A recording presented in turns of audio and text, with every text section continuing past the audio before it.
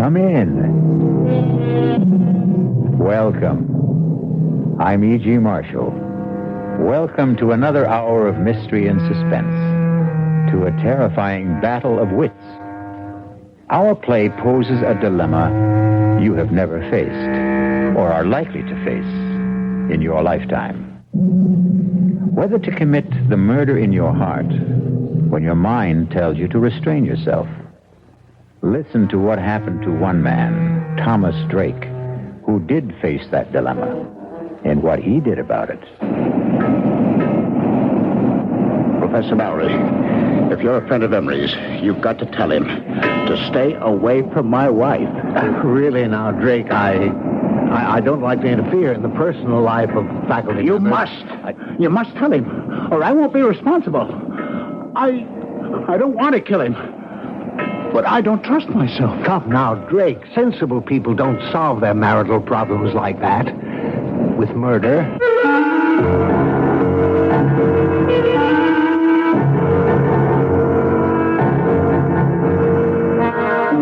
Our mystery drama, Under Grave Suspicion, was written especially for the Mystery Theater by Hank Warner and stars Ralph Bell.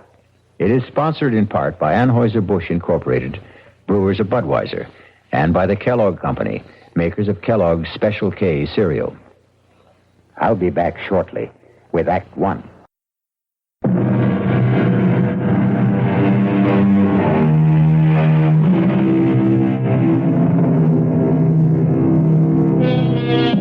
Have you ever returned home late one night and listened in the still darkness, tense and trembling, hoping and praying that you would not hear the whispered passions of your wife and a stranger, fearful that you would not control a blinding fury to kill?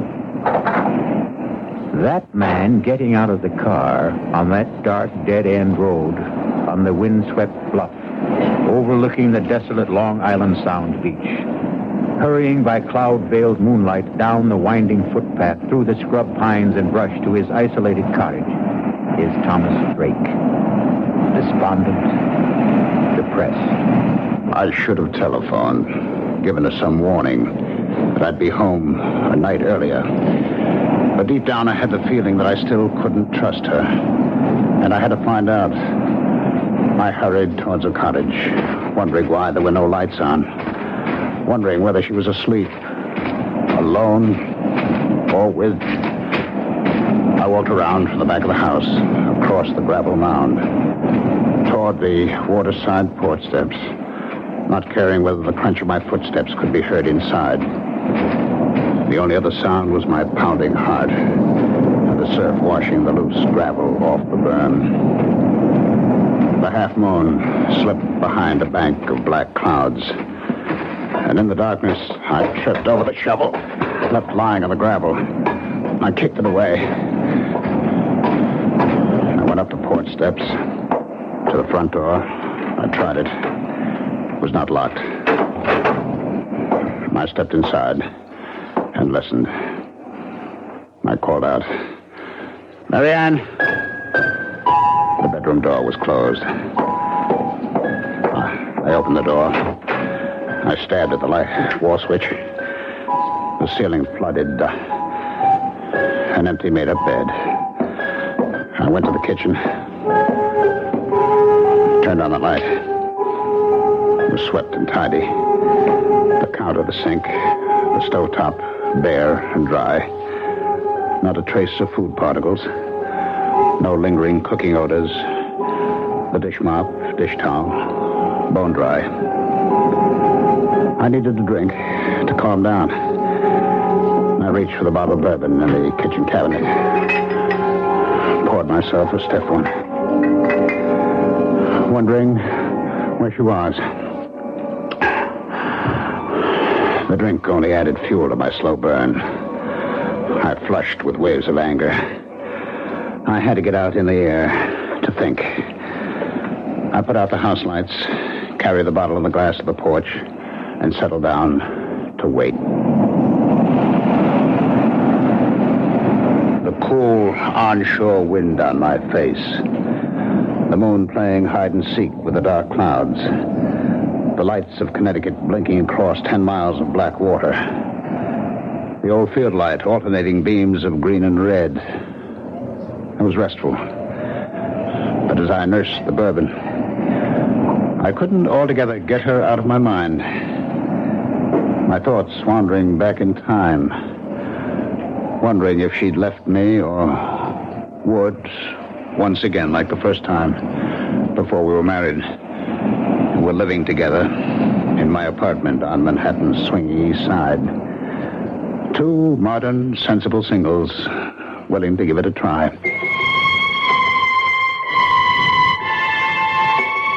I had a job then. Good job.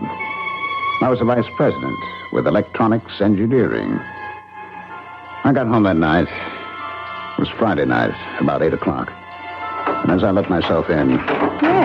Yes, dear. I heard her talking on the phone. Come on up, Jack. Oh, ask the doorman to hold a cab. He just got home. Oh, who was that, Jack Harrison? Of course. Who else? You know, I'm getting tired of his hanging around. Why did you tell him to stop calling you? He didn't. I called him. You look so surprised, Thomas. You don't have the time anymore for anything but dear old electronics engineering. If you did phone me, you wouldn't be home for dinner, so I called him. There's a movie I want to see. That's the third time this week. Oh, I didn't know you were counting, darling.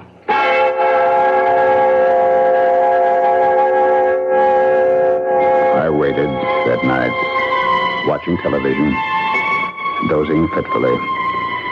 My mind going back to the smiles and looks they had exchanged as they left. I could see them after the movies going to the Purple Camellia, the nightcaps, and the wild rock of the panting cougars. And then senses-stimulated bodies pulsating with savage beats to spend the night with him.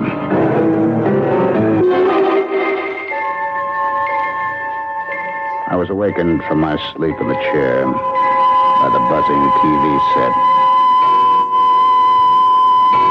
It was 4 o'clock. I fought off the idea of phoning her at Harrison's apartment. I had no one but myself to blame. We had agreed, like two sensible moderns, that there'd be no strings, that we'd be free to live our own lives. And for the first time, I admitted to myself I didn't want that freedom. By 10 o'clock that morning, I couldn't stand it. I phoned Harrison's apartment. There was no answer. I went down to the lobby reception desk to get the mail. It hadn't arrived yet. But the clerk handed me an unstamped envelope. My name and apartment number on it, in Marianne's handwriting. I tore it open. Dear Tom, I'm sorry. I think it would be best for both of us to call it quits. I'm going away. There was no date on the plain white notepaper. No imprint of name and address, no forwarding address. Just signed, Marianne. I refused to believe it. I hurried right back up to the apartment, to her bedroom closet. Her clothes were gone. I got through the day somehow, in a daze. But the next day, when I went out to get the Sunday paper and returned to the apartment, there she was, unpacking. I changed my mind. Let's have a drink. Want to tell me? There's not much to tell. He told me he has a wife, 3 children in Connecticut, that she won't let him go, so he couldn't marry me. Marry you? You want to get married?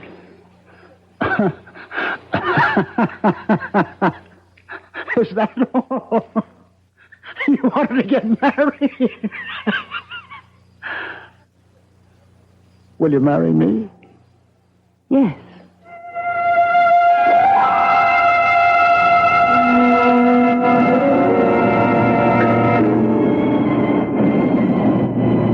Now, here I am, waiting once again. Like two sensible moderns. We adjusted to marriage. We seemed to be making a go of it.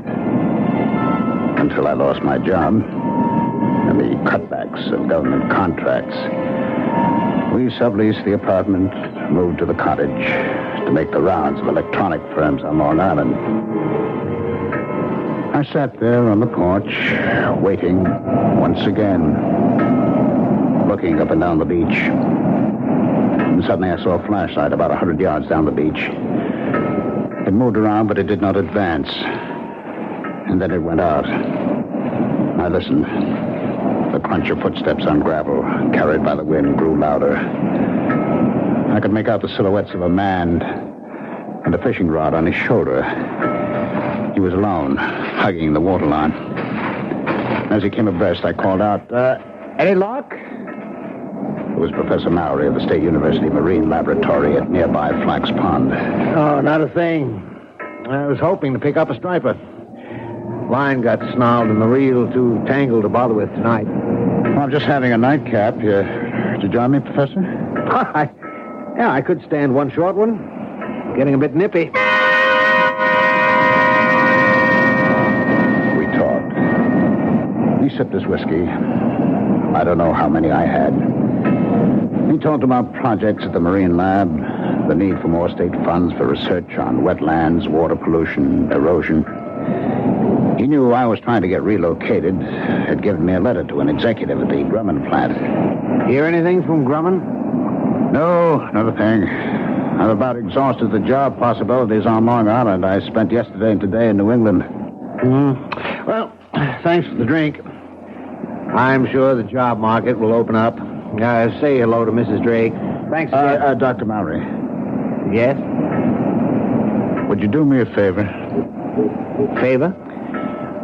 Well, you're a friend of Emery, Richard Emery. I know you know him. But are you a friend of his? Well, he's one of several new young chaps doing postdoctorate work at the Marine Lab. It's a small group, and we're all more or less friendly. I mean, will he listen to you as a friend? Listen? Yes.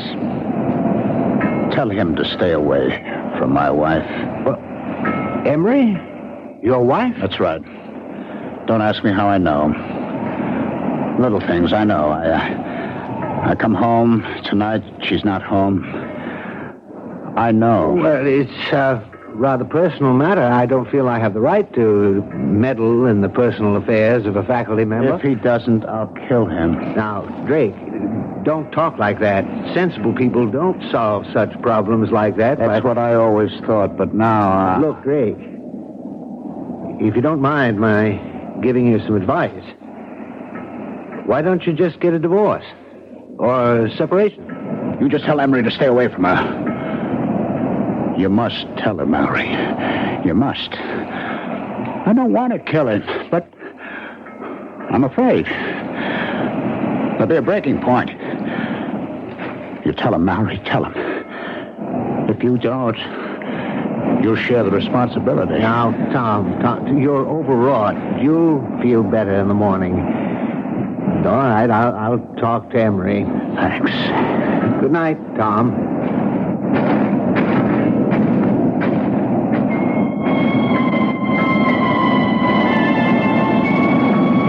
I picked up the bottle. It still had about one drink in it. I walked down to the waterline. I swallowed what was left in the bottle. And with swelling anger, I flung it into the waves. I turned back towards the cottage and stopped. I saw a flashlight down the beach. I could make out two persons walking towards me. And then the light was out. And silhouetted against the night sky, two forms embraced as one. And then, carried by the wind rising out of the northeast, I heard the teasing laughter of Marianne.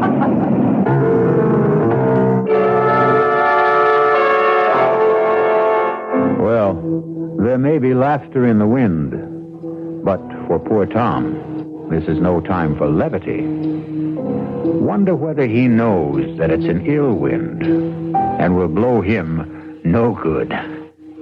I'll be back shortly with Act 2.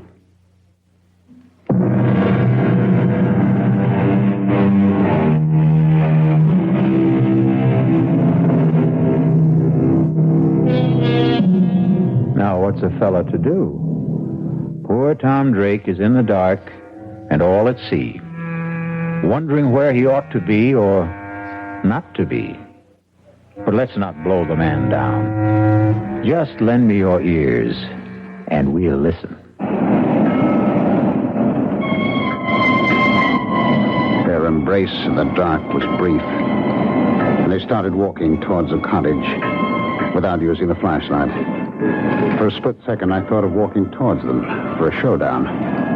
But Mallory's promise to talk to Emery made me put aside the impulse. I ducked behind a line of boulders that formed a breakwater above a high water line. They stopped in front of the cottage. From behind the boulders, I watched and listened. That was a good hike. Yeah, let's go inside. Oh, let's sit out here for a while. It's such a beautiful night. I'd like a cigarette. Okay. He sat down beside her, struck a match, cupped it in his hands and held it to the cigarette in her lips. In the glow from the match flame, her face flushed, her eyes dreamy with desire. I knew I would never give her up. I'm going out to Montauk next week. It's a long Monday holiday weekend. How about coming with me? I'd love to, but I'll have to figure out some excuse to be away. Figure out. Well, that shouldn't be any problem. You're pretty clever about such things. I'll think of something. I couldn't help thinking she was pretty clever about such things. Like the night she went with that very clever Harrison leading her on. I'd never forget that Friday night. And now, another Friday night. Come on, let's go inside. You said he won't be back tonight. Oh, relax, Richard. You mean to tell me you prefer this cold gravel to a nice, comfortable couch? Come on, Marianne. Oh, what's wrong with staying out here?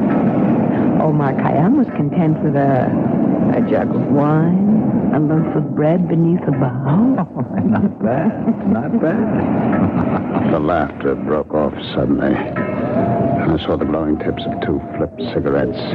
And then... Kiss me, Richard. I'm crazy about you. Stop it!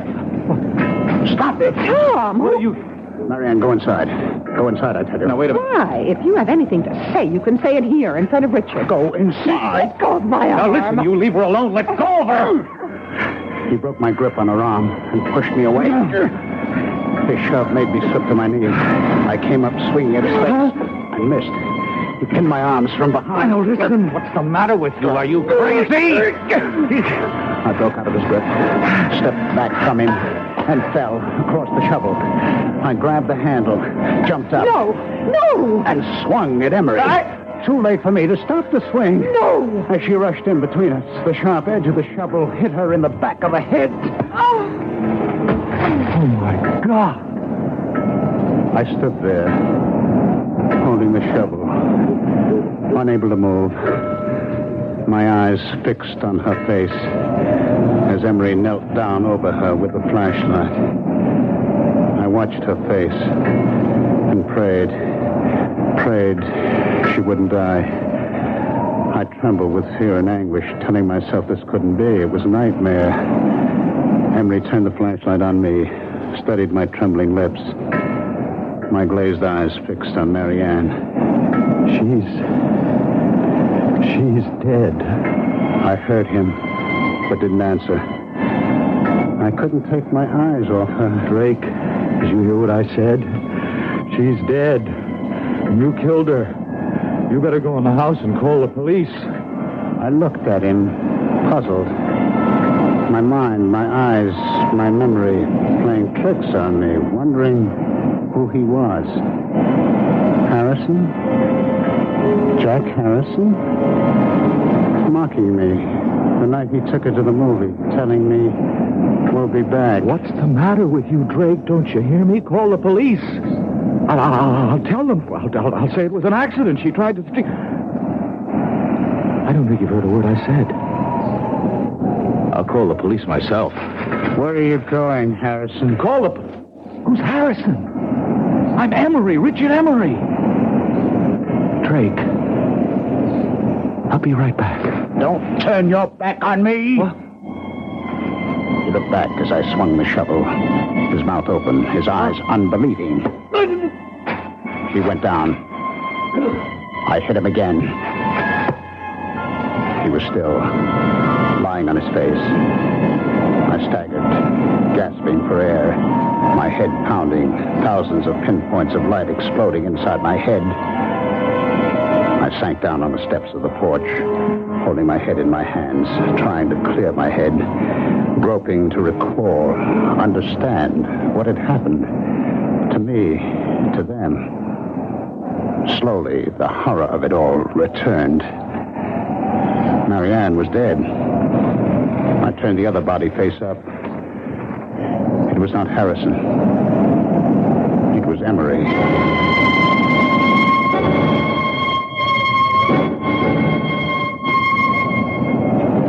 I don't know how long I sat there on the porch steps. Finally, I faced it. I decided to try to get rid of the bodies, bury them temporarily in the gravel berm. I'd have to get a small boat, that rowboat, in the woods just above the flood water line stored by one of these summer residents. I'd row the bodies out to the channel, weight them, drop them overboard on an outgoing tide. The strong current on the bottom of the channel would move them out to the sea. The loose gravel was only about 3 feet deep. It would be deep enough to hide them. I dragged the bodies over, laid them end to end, covered them, building up the gravel mound to the same height of the berm that ran parallel to the water level. I inspected the shovel. The metal glistened clean, no sign of blood or hair. I stood it against the porch rail, went inside. I sprawled out on the bed, exhausted, and fell into a heavy, dreamless sleep.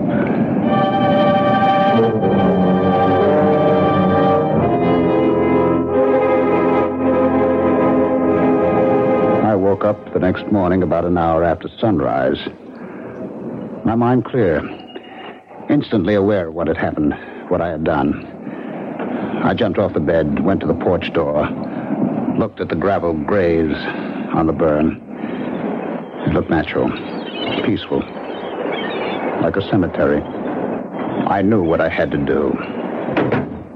I put on the coffee, showered, changed my clothes. Became aware that her clothes were still hanging in the closet. I got the old note she had left me on that weekend with Harrison. Read it over and over as I had my coffee on the kitchen counter. I turned on the radio for the weather. The Bureau reports Hurricane Gilda moving past Cape Hatteras, leaving a devastating... I placed the note on the counter, the Carolinas. Carefully spilled a spoonful of coffee on the counter, wetting a large corner of the paper, and then blotted it with a paper towel. I knew I'd have to keep checking the weather, but first get rid of her clothes. I put them in a large plastic garbage bag. I knew I'd have to stay close to the cottage until I got rid of the bodies. Lay in a supply of food, so I drove to the supermarket, put the clothes into the collection bin of the Salvation Army on the parking lot. I did my shopping and was back in less than an hour. I went up to where the rowboat was on the bank of trees. It looked all right. Aluminum, light enough to drag. The oars were in it, and burlap fish bags, strong enough to hold the rocks I'd use for weights. I'd have to wait until dark to move the bodies. In the meantime, I could move the boat. It was a couple of 100 yards. I placed the boat on top of the grave. By nightfall, the Coast Guard was sending out small craft warnings, and all through the night, I was glued to the radio for weather checks, feeling trapped, helpless to do what I had planned. I finally fell asleep on the couch.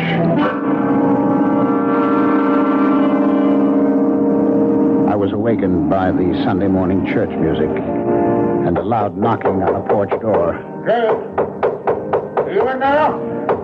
I didn't recognize the voice. I hesitated. The knocking stopped. I heard him walk down the porch steps. I put on my shoes, went to the door. He was sitting on the edge of the transom of the boat, his back to me, smoking a cigarette, fishing pole across his knees. It was Mallory. He turned. Didn't wake you, did I? I heard the radio. I thought I'd stop by. Feel all right? Okay now, but yesterday, what a head. All day. How about some coffee? Oh, thanks, but I've got to get back to the lab. I didn't know you had a boat. Well, it's not mine. It belongs to the Johnsons. I saw a couple of kids dragging it out of the patch of trees up there. They ran when I started towards them. Thought I'd better keep it here for them. I guess it's safe enough here, unless we get that hurricane. I'd pull it up on higher ground if the weather gets worse and Gilda doesn't move out to sea. Well, I'm glad to see you feeling better. Dr. Mallory, did you get a chance to talk to Emery? No. As a matter of fact, I haven't seen him. I stopped by his room Friday night after I left you. He wasn't in. I left a note to call me. Didn't hear from him all day Saturday. He wasn't in Saturday night. Not in his room this morning either. It's not like him to go off without a word.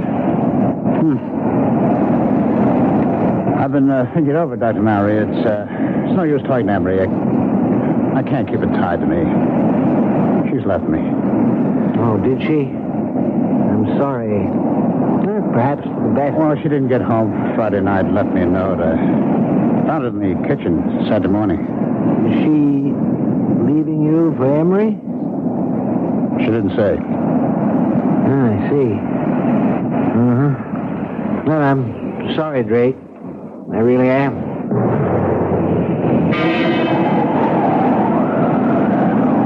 Sunday night, I was still trapped by the weather. It got worse through the night. But the weather report said there still was a 50-50 chance that the hurricane would bypass Long Island.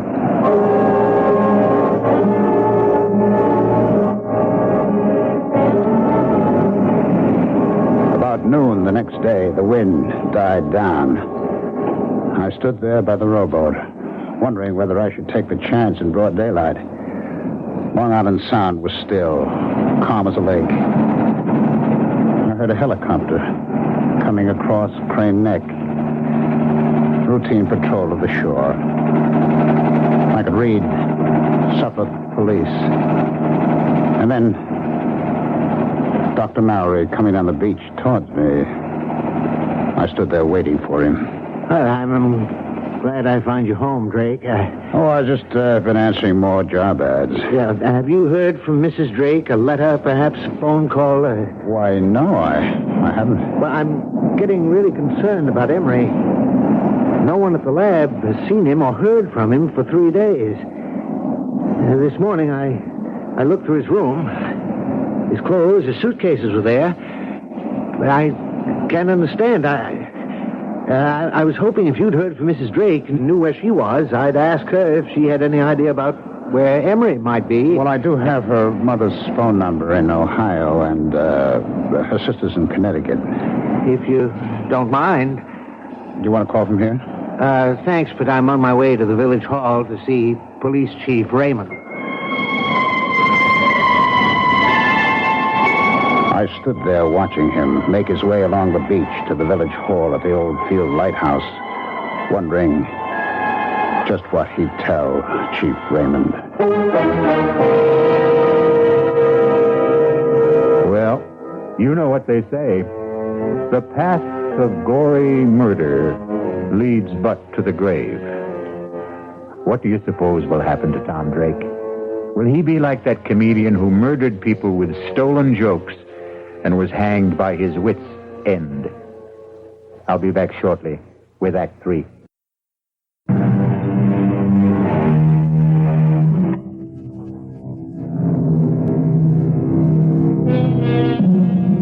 The lot of most policemen is not a happy one. Wonder how Police Chief Raymond will receive Professor Mallory. Will he use the right bait and make a haul, or lose hook, line, and sinker?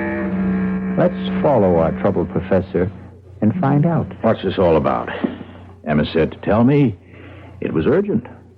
Well, I mean, it's not a matter of life or death, is it? I hope not. Ooh, well, you sound like you're not so sure. I'm not, but I am getting worried. Somebody been stealing typewriters and lab equipment again? No, Chief. Well, this may sound odd, but a member of the lab faculty seems to be missing. Oh? That's so. What do you mean, missing? No one's seen him since Friday afternoon. Well, this is only Monday. Yes, but he was not in his room Friday night, Saturday night, Sunday night. He didn't show up in the lab today. Well, what about his weekends? Did he have them free? Oh, sometimes, when scheduled. He was not scheduled to be off this weekend. Uh-huh. The chap he rooms with, Garrison, says he saw Emery Friday noon. Well, Garrison was off this past weekend. He got back Sunday night. I saw Garrison this morning.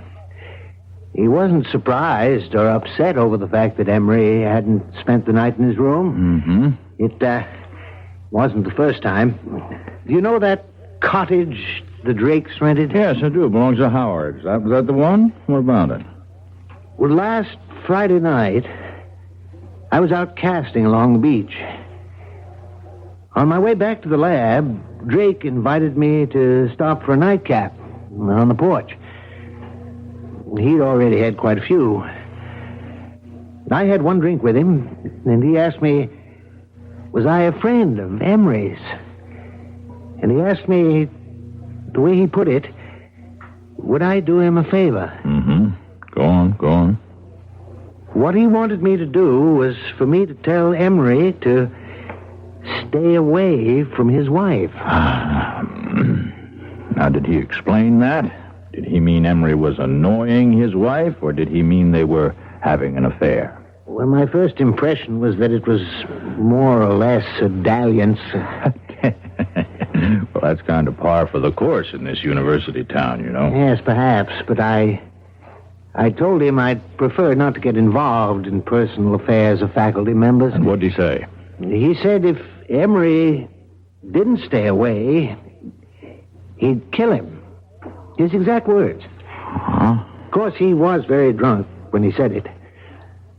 I told Drake to calm him down, that I'd talked to Emery. Yes, I see. Well, now, what about Mrs. Drake? Was there anything said to indicate whether she was inside the cottage while Drake was blowing his top this way to you? No. There were no lights on inside. Matter of fact, Drake made it clear that she was not home. He implied, without mentioning Emery by name, that she was out somewhere with him. Well, in that case, she could have some idea about where he might be.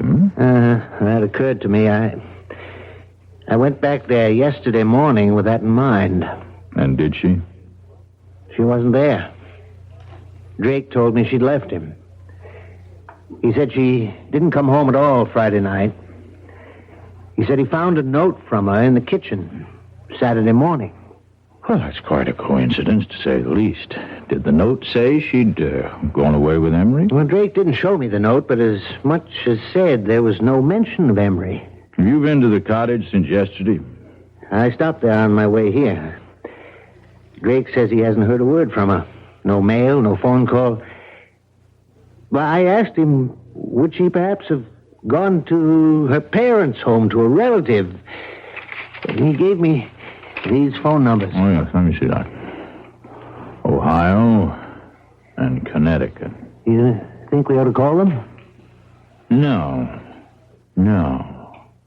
I'll drop in on Drake. I'd rather he made the call. You see, if we can't locate Mrs. Drake and you don't hear from Emery, that leaves us with two missing persons. We'll put out an all-points teletype alarm, full descriptions and photos.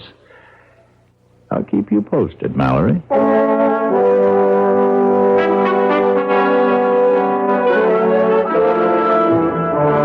I'll come to the point, Drake. Mallory, Professor Mallory up at the Marine Lab, came to see me. And you've been worried about the absence of a faculty member, one Richard Emery. There's no use being delicate about this, Drake. From what he told me, it does look like Emery and your wife ran off together, doesn't it? Yes, it sure looks like it. Do you mind if I see that note she left you? Oh, no, not at all. It's on the kitchen counter where I found it. We went into the kitchen. He picked up the note, studied it carefully, looked at the back of the paper, felt the coffee stain. When did you, discover this note? Saturday morning. Well, that stained some coffee spilled from my cup as I was reading it. Oh, I see. You mind if I, look around? Oh, go right ahead. I followed him into the bedroom. He looked through her dresser, the closet, the night table. Well, her clothes are gone, all right. I was looking for a letter she might have received from a friend or relative, inviting her for a visit for a few days or a week. I mean, did she mention such an invitation to you? No. Well, if she did get such a letter, she could have taken it with her. I mean, have you called her parents or her sister? Well, frankly, no. I was hoping I wouldn't have to do that, when she'd come back, or write or phone. Well, if they don't turn up in a week or two, we might perhaps go on the assumption that they're dead. You see? And start a search for their bodies. You don't think... Well, look, Chief, I was drunk when I told Mallory... No. I don't think you killed them. Of course not. What would you do with the bodies? Bury them out there? Let's not get morbid about this. You don't think I'm going to call out the tractors to scrape down the gravel, do you? Oh, by the way, how long are you planning to stay on here? A couple of weeks. All right, fine. Well, now keep in touch. I'll call you if anything develops. Phone me if you get a letter or a call from your wife. I followed him out. He looked at the rowboat, studied the sky. I'd pull that little boat up higher beyond that low ground back of the house. I wouldn't be surprised if we get some of Hurricane Gilda before night's over.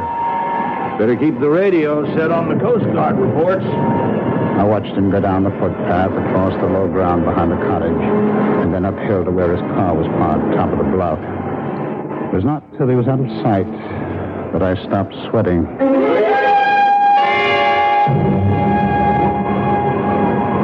It stayed calm, windless, an oppressive silence hanging over the water and the land. The sky was sunless, gray, not a cloud in sight. I'd heard of the calm before the storm, but I'd never seen it. I filled the kerosene lanterns, got candles ready. Gale warning, Cape May to Block Island. High tide 3 to 4 feet above normal with flooding along lowlands. By late afternoon, all up and down the sound, white caps galloped shoreward from as far as the eye could see. Treetops swayed and twisted in the whistling wind. The waves crashed higher on the shore. It started to rain hard. Windswept sheets of water lashed the roof, shingled siding. The lights went off. I lit the lanterns and candles. Winds 50 to 60 knots. Residents alerted to evacuate low-lying shore areas. The door banged open, and the wind picked up the rowboat, sent it rolling side over side across the low ground behind the house. I stood with a lantern on the gravel berm, watching the waves inching closer, lapping the foot of the gravel mound, loosening gravel in the backwash. And then I heard the phone ringing. I went to it, picked it up, still watching through the open door, the waves breaking over the gravel. Hello? Hello, Drake. This is Police Chief Raymond. What the hell are you still doing out there? Didn't you hear the evacuation alert? Oh,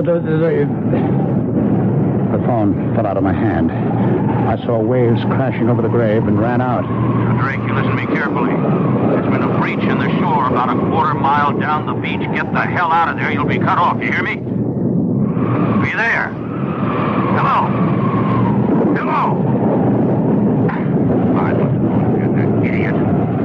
Well, better get going with the motorboat.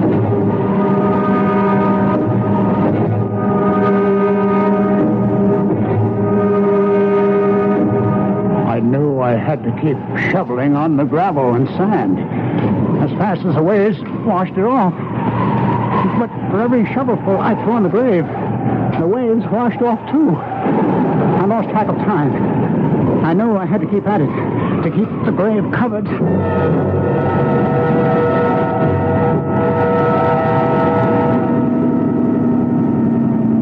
Heading close to the house, Mallory. Yeah.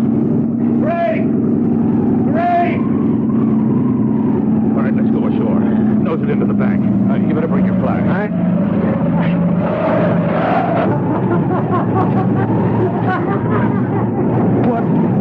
What the hell is he doing? No! You can't come back! Never, Harrison! Never! God of mercy. It's Emery. Well, I better get him over to the Riverhead Prison Hospital. Tide will be going out in a little while.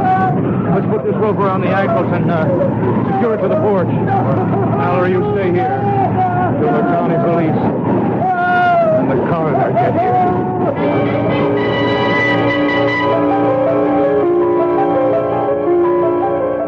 Chief, I'm at the morgue at Riverhead. Dr. Henderson of the police lab gave me an envelope to get to you. He said you wanted an analysis report in a hurry. That's right. What's it say? Read it to me. It says, the coffee stain is less than a week old. The ink is at least a year old.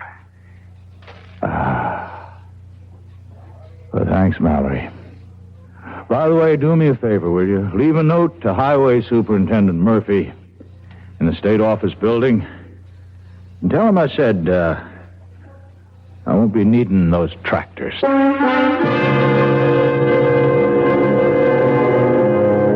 Well, imagine. What do you think of that police chief? Isn't he the fishy character? Anyhow, we didn't have to scrape bottom. I'll be back shortly.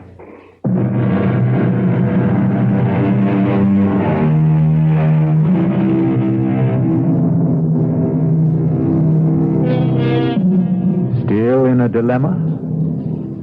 We hope you never have to face it. We can offer some advice, though. When you are uptight about any matter, nothing like settling down at your radio and letting the cares of the day slip away as your mind and ears carry you off on a relaxing journey of mystery adventure. Our cast included Ralph Bell, Patricia Wheel, Robert Dryden, and William Redfield. The entire production was under the direction of Hyman Brown. Now, a preview of our next tale. Are you all right, Jerry? Yeah. I'm all right. But I saw him. Who? Oh, a guy I was in the army with. The two of you. Were you close? He was my buddy. Well, when was the last time you saw him in person? The night he was killed. Have you ever seen him again? Like you thought you did just now? No, this is the first time. Well, maybe you need a rest, Jerry. Eddie, why now? Why tonight after all these years? Well, you say you saw him last the night he died in battle. Well, the sight of him dead must have stayed with you always. But that's not how I just saw him, Patty. He wasn't in uniform. He was in civilian clothes. You might have pictured him as he looked at a happier time. I never saw him in civilian clothes. This is E.G. Marshall inviting you to return to our Mystery Theater for another adventure in the macabre. Until next time, pleasant dreams.